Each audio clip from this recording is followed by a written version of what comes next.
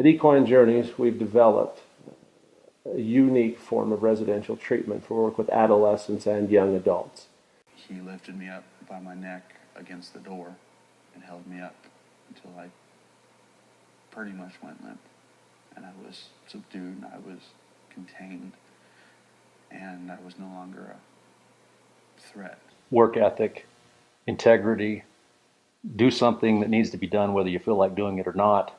And he's about 6'2", and I'm about 5 foot nothing. I'm maybe 4'10". And he picked me up by my throat and slammed me down on the kitchen table. Why do you think so many people are saying such bad things? Ultimately, we only have one enemy who wants to defeat the good that's in the world, and that's Satan. And I really believe that he is a real personality, and he works to try to stop the works of God and cause the evil that keeps going on that will happen. I think that he influences people.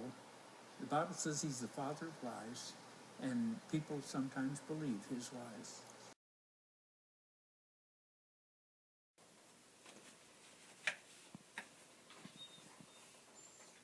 Hey, yeah, no, this pipe thing it's not gonna work. Or these glasses things.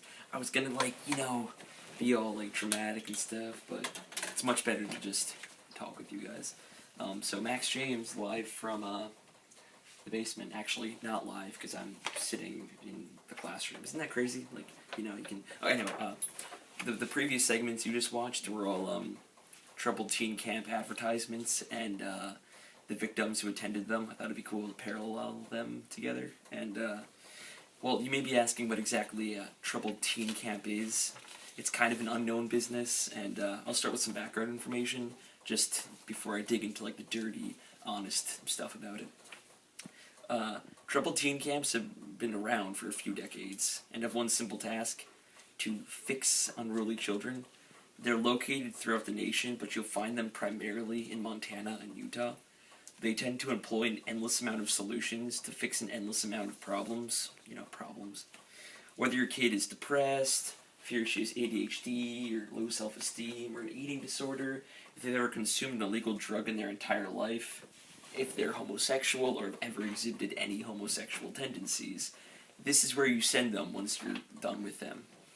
The camps usually cost like $6,000 a month, so it's not really like a situation that like every single person can have. It's just mainly for the wealthier families. Like, if that was the end of the story, if these camps were just expensive roundabout ways to, fix kids, that wouldn't be much of a story to make a video about. And, of course there has to be more to it. There has to be a different side and all that. So, like, what exactly is wrong? And, to put it simply, everything. We'll start with the location of these camps. As I mentioned earlier, they can strangely all be found in Montana and Utah, and there's a reason for this. These two states are the only ones which do not have any government regulation on who can sign up to help these kids. No teaching degrees or counseling degrees or even a background check is needed. Anyone can walk up, sign up, and be in charge of a group of 30 or so teenagers in the middle of nowhere. And when I say the middle of nowhere, I'm not exaggerating. They're purposely nature retreats, and they're as far away from civilization as they can be. Once you're there, you're basically staying, and there's no way out. And so what exactly happens to these kids? Well, you've heard some of the abuse in the previous video clips, but that's just the tip of the proverbial iceberg. Here's another account by a victim of these camps. It was a girl, and I'm not going to do a fake voice. Once they took all the girls who had eating disorders and, quote, once they took all the girls who had eating disorders and made them eat dinner in front of the boys without using their hands or any utensils. They would make kids role-play characters from memories of rape and abuse, forcing them to relive childhood horrors.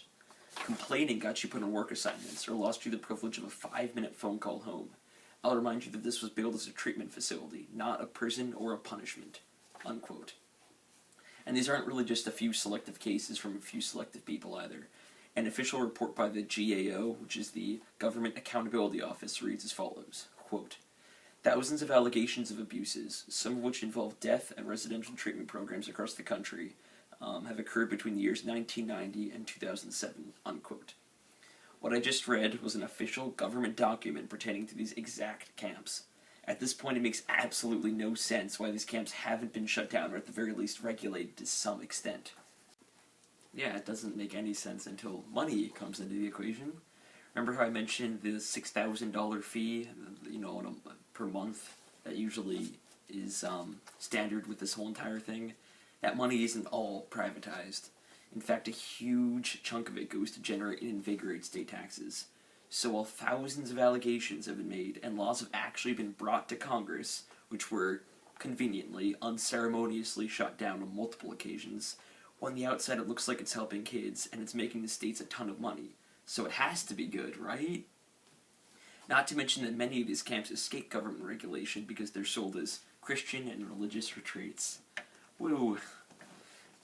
The teen industry, and that's what it is, an industry, they're masked behemoths, treating these already vulnerable children like the byproduct of business. How they remain unfettered, unregulated, and unknown to the masses is beguiling, but one fact still remains clear. They do exist, and they hurt more than they help. These camps are essentially privately owned prisons for minors, ones that conveniently and discreetly bribe the government out of much-needed action. To sell these camps, oftentimes under the name of God, to hurt these kids while the parents live unknowingly what is being done to their child, and then to call it help, is utter hypocrisy. A few corrections that my brother so graciously pointed out. I pronounced behemoth wrong. It's behemoth. Behemoth. Behemoth. It's behemoth. He's filming, so a round of applause for Dylan. Please don't. By, just me. So it's behemoth, and apparently beguiling is the wrong word to use. It sounds so fun, so beguiling. So when I said an unknown to the masses is beguiling, I meant to say something like evil or terrible or not good. We had another cameo, Maggie. She felt like the best time to, see us was when I was filming. So this is Maggie, my dog. Truly a sign of a true American right here. But yeah, that's it. Okay, so, bye.